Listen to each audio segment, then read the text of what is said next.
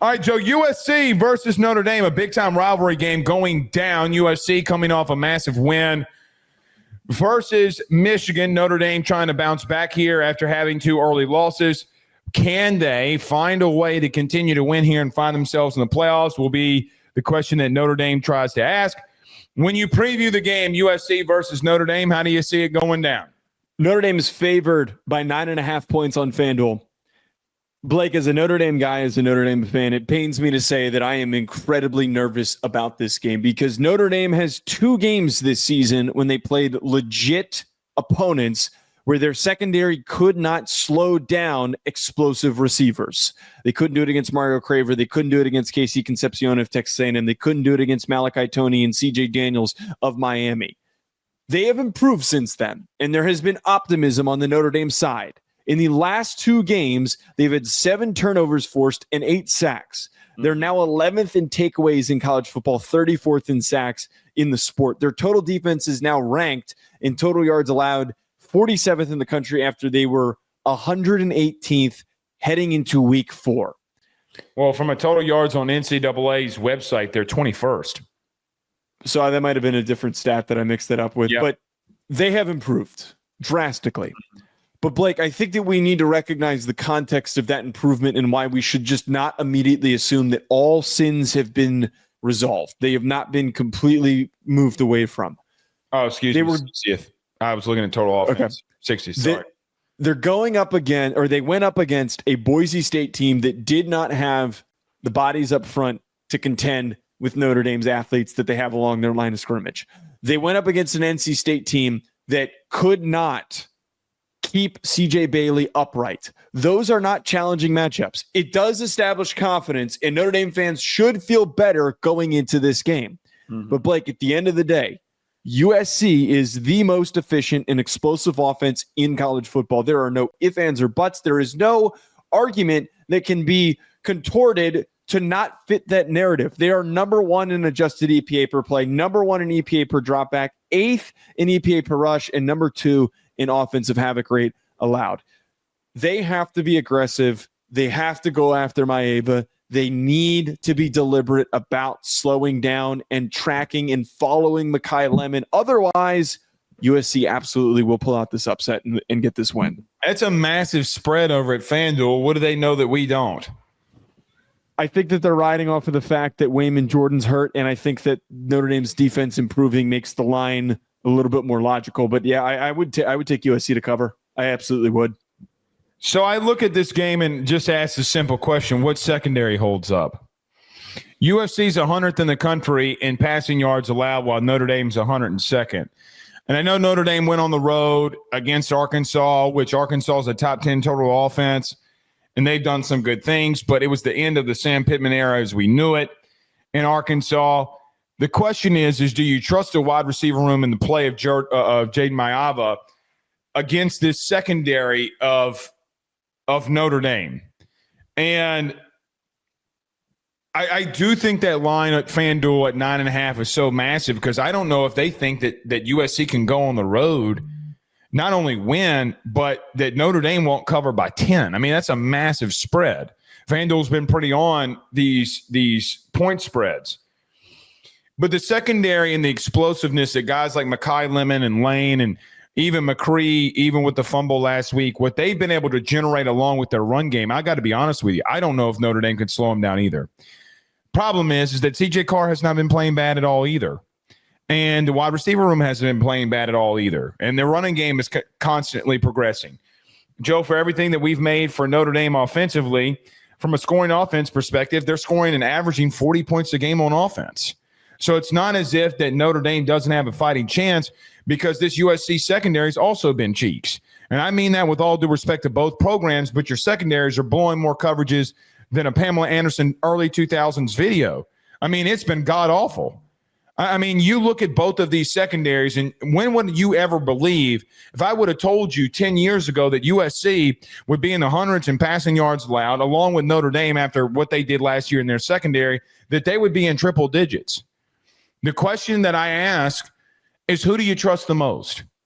And I start leaning Notre Dame because of the home field advantage, But I don't know if I can trust Chris Ash in that secondary to hold down what might be the best wide receiver in the country in Makai Lemon.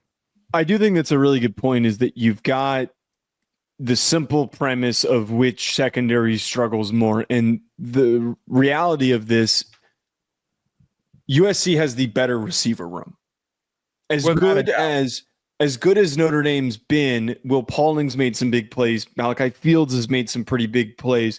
KK Smith has emerged and had a couple of nice performances. He had a really nice game this past week against NC State. And then you also have Faison, who's been quite shifty. Eli Raridon's been one of the most reliable tight ends in college football. But you have Makai Lemon, who's going to be a first-round pick this upcoming year, might be a top 15 pick this upcoming year.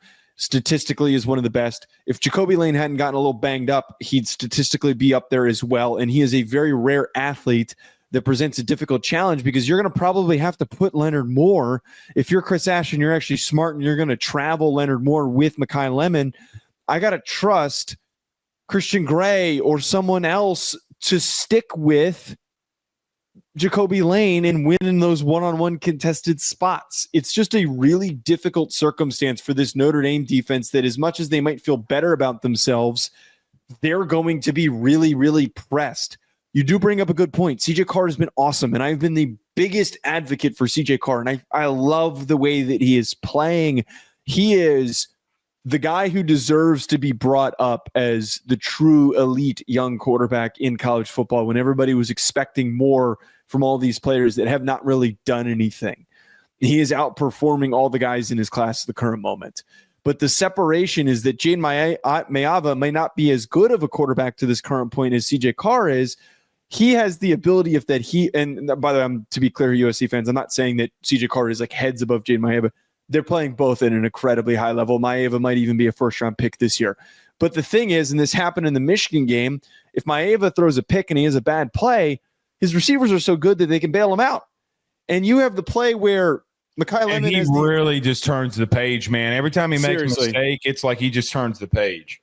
Seriously. And Lemon had two plays in the Michigan game where he had the really tight one along the sideline, and he had the one in the end zone where he contorts his body and he has tremendous concentration and comes down with it. Both of those plays exemplify that even if Leonard Moore were to cover him and play a good job on him, there's a chance that he still makes good plays. So the nervousness here for Notre Dame fans, it's completely justified. And I agree with you. It does come down to which defense gets home with pressures, which defense turns the ball over, and which team scores off of those turnovers. That will be the definer in this. I think that we're going to get, which is very shocking for this matchup, I think this is going to be a shootout. I think that this is going to be really high scoring. I could see that. You know, another question I ask here, Joe, is USC's 29th in the country in run defense. And I asked myself the question, with a very powerful and really consistent run game with Notre Dame, has USC faced anybody like this that can run the football? But if I would have told you in week 0 that, Joe, halfway through the season, USC would be in the top 30s of run defense, you would have said, shit, they might be undefeated. I don't know if they faced anybody outside of Michigan that can go downhill on them. And I think they played a lot more physical. As bad as their secondary has been, their front seven's been very physical. And I asked the question, like, when you went up against A&M, okay, and you needed those tough fourth down yards, you, in some instances, weren't able to get them. And it ultimately got you beat. And I do ask the question, can USC, who's been really good at defending the run, I'm not saying stop or you know, even really slow down, but can you contain Love, Williams, everybody? Can you contain them enough? The thing that I look at in this game is, Joe, if USC is that good offensively, you better win time of possession if you're Notre Dame. You better control the game, because what you don't want is 3 and out, or stall drive, and you constantly giving Maiava, and you're constantly giving USC chances. You better be ready for counter. And, Joe, something that I look at when I watch Notre Dame, they like running a wide 9, Okay, meaning how they do things in run defense, they love running a wide 9. They're going to have to change that up this week because the number one thing that you run against a wide 9 is counter. So I do think Notre Dame is going to have to change some things up defensively to help stop and slow down this run game for USC that's also been fantastic this season so far. I do want to see Notre Dame send a little bit more pressure because, and I think that they've been doing it a little bit more recently because that was why I was so dissatisfied with their performance the first couple of weeks. They're playing on their heels, and you can't do that against this USC team. Notre Dame is going to be without their starting center, Ashton Craig, by the way. From my understanding, he's down with an injury. The one thing that I think still does give Notre Dame an advantage, they do have the advantage on the line of scrimmage with their offensive line, even without Craig, going up against the USC defensive line. As much as they're statistically not giving up very many rushing yards, they're 62nd in the country in EPA per rush allowed. So they're still giving up some pretty big, efficient plays to opposing teams. They played great against Justice Haynes, and they out-physicaled Michigan. But this is a young, new, and also a Michigan team that's been shuffling around their offensive line. Notre Dame has not exactly been doing that and having that same issue. I think Notre Dame is going to, for them to win, as you just said, they're going to need to not get away from Jeremiah Love and Jadarian Price. No matter what happens, they need to just keep coming back to them. That has been a driving force for CJ Carr playing as good as he has because it has opened up lanes because there's a lot of attention at the line of scrimmage because teams don't want to give up big run plays to Price and Love, who are both home run threats when they touch the football. So I think that with Haynes, I believe he got banged up in the Michigan game, why his carry load wasn't very high in that game. I think as Love and Jadarian Price get going, that is going to be a big key. And as you mentioned, the time of possession is something that should 100% be leaned on because if you can't trust your defense, the way that you win a game like that, when you steal a game, a game where you're giving up big points and big plays, is you keep them off the field. Your best defense can be time of possession and winning the middle 8 in the game. What does FanDuel know that we don't? I don't trust that line, dude. I do not. And I don't know if that's moved since the Ashton. Actually, I just wrote that down. I don't know if that doesn't move. Mike Detillier. You've been on WWL Radio in New Orleans a lot. Yeah. Mike and them had a stat last year or 2 years ago, whatever it was. Did you know teams lose 85% of the time when their starting center goes out in college football and the NFL? That does not make me feel good. Why did you have to say that? I mean, I'm sorry, but well, hey, there's 15% of the 15% chance, I guess. I think it's because they want to see USC, actually go into Notre Dame and win. And look, I does the USC team that showed up against Illinois, and I know that game was at 11 a.m., does that team show up again? You better be ready for counter because they're going to run it all over you. They're going to counter you to death. So, one thing I'd quickly add: it's supposed to be raining and 50 degrees. Not good for Notre Dame. No, not good for USC. If it's raining, no, not good for Notre Dame. That's Notre Dame weather right there, man. Nah, I guess it kind of is 50 degrees and raining. Yuck. I don't know, man. I've gone back and forth in my mind about this one. I don't have a pick on it.